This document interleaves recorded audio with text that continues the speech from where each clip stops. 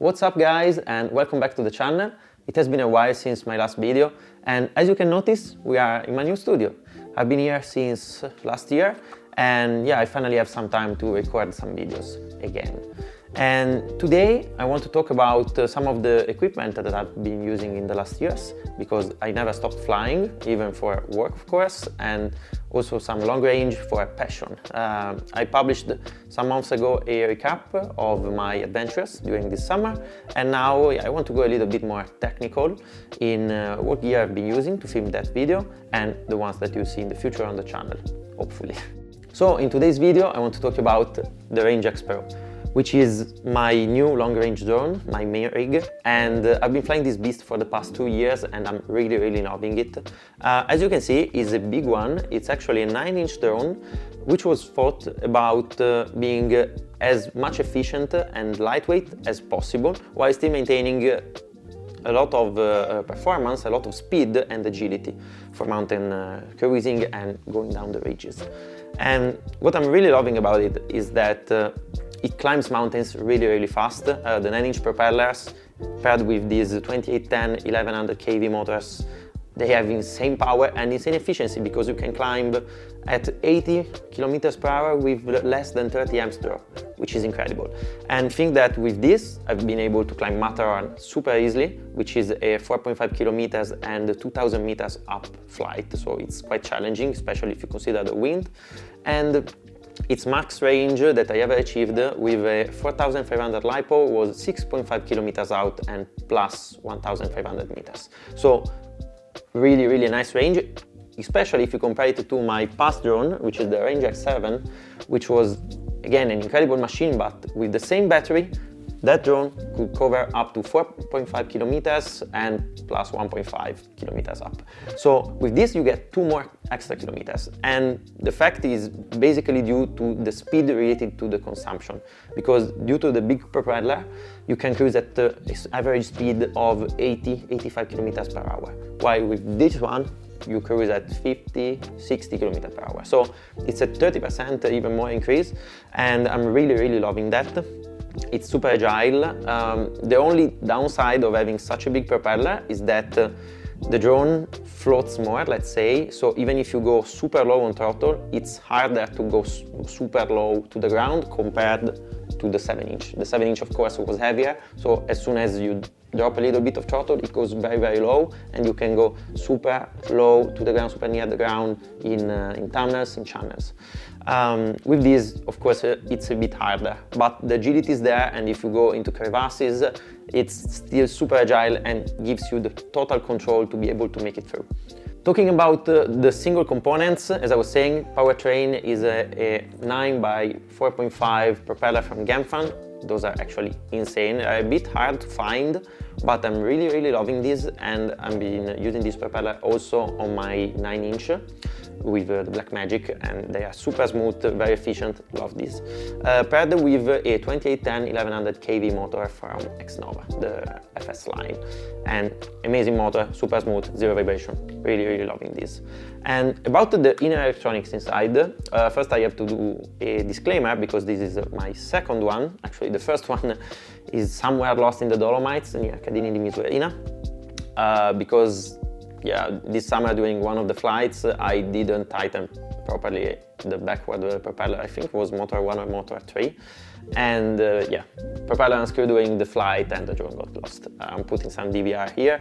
It was a painful moment, I have to say, but yeah, it was actually my bad. And also the propeller was not one of these, was an HQ prop that I had there, which had a little more thicker hub, and so the nut actually was a little bit here at the margin of the motor, okay, of the motor thread, and so the nut wasn't properly catched probably, and that was my bad, of course.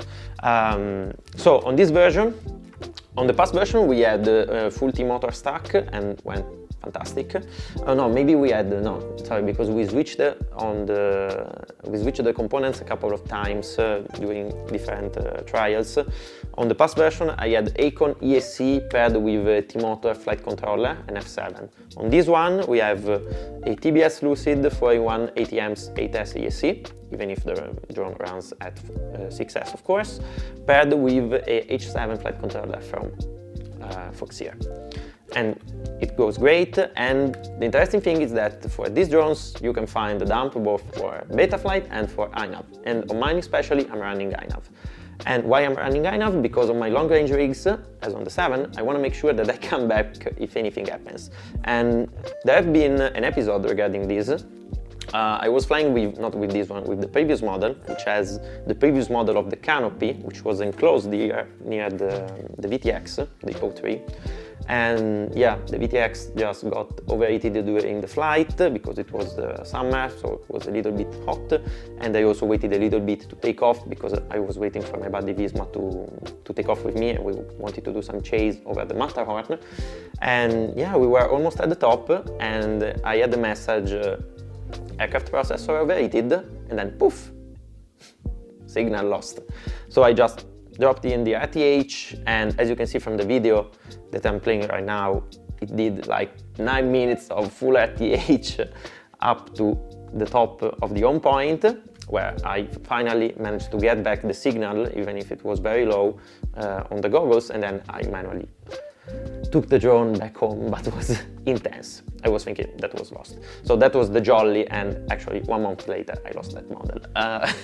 But yeah, with iNav, the RTH is fantastic, and you know that if it correctly enters, it comes back home, okay? And it's also much smoother in the autonomous navigation.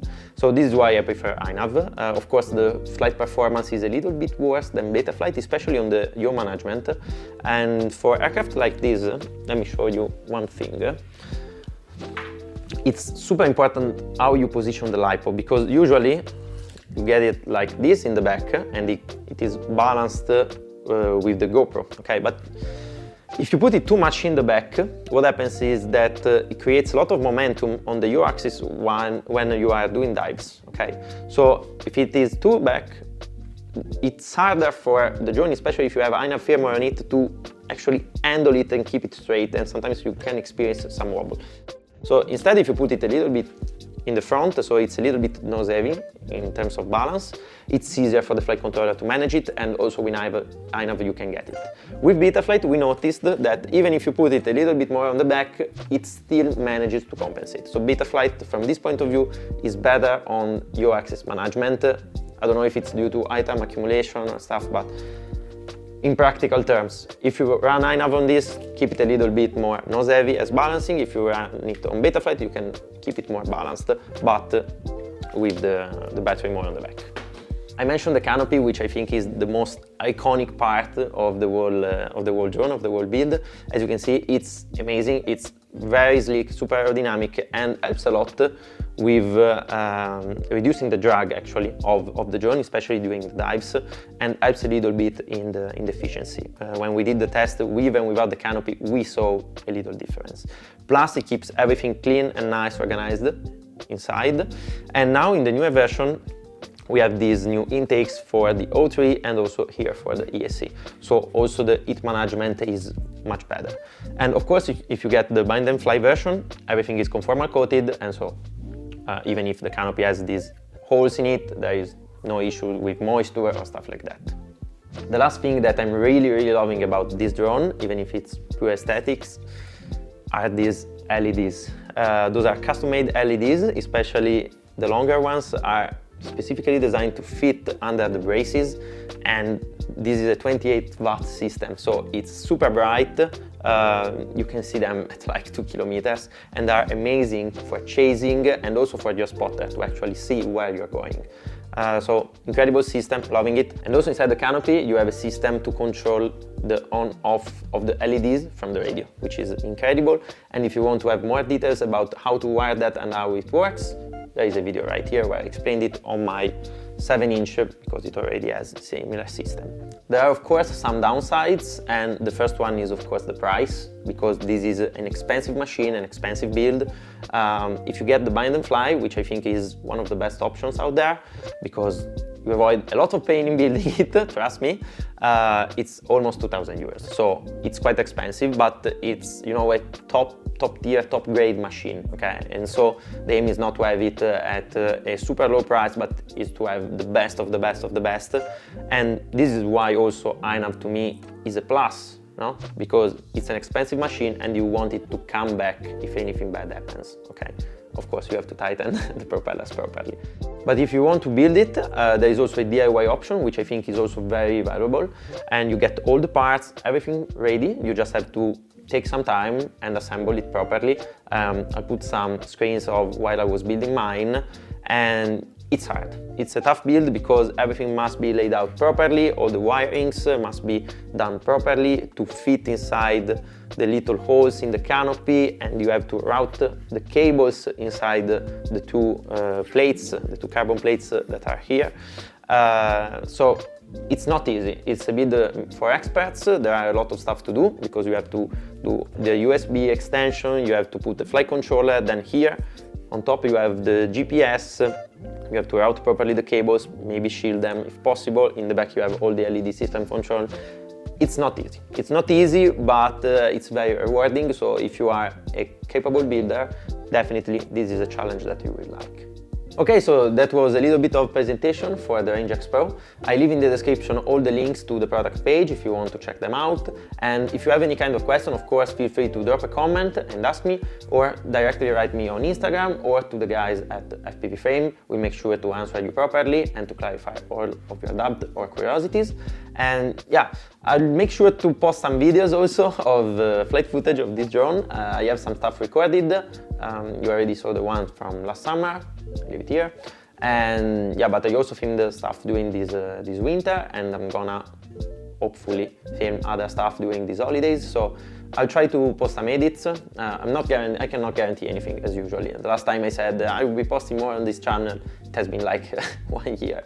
So I'll do my best, okay? And also I'll try to post some videos about another project I've been working on a lot, which is the TBS Mojito, and in general my progress in the FPV wings world, because it's quite new to me, but it has already been like 2 years that I've been flying wings, and recently with the Mojito I'm flying a lot, and hopefully soon I'll be posting decent videos of the Mojito surfing the mountains as well.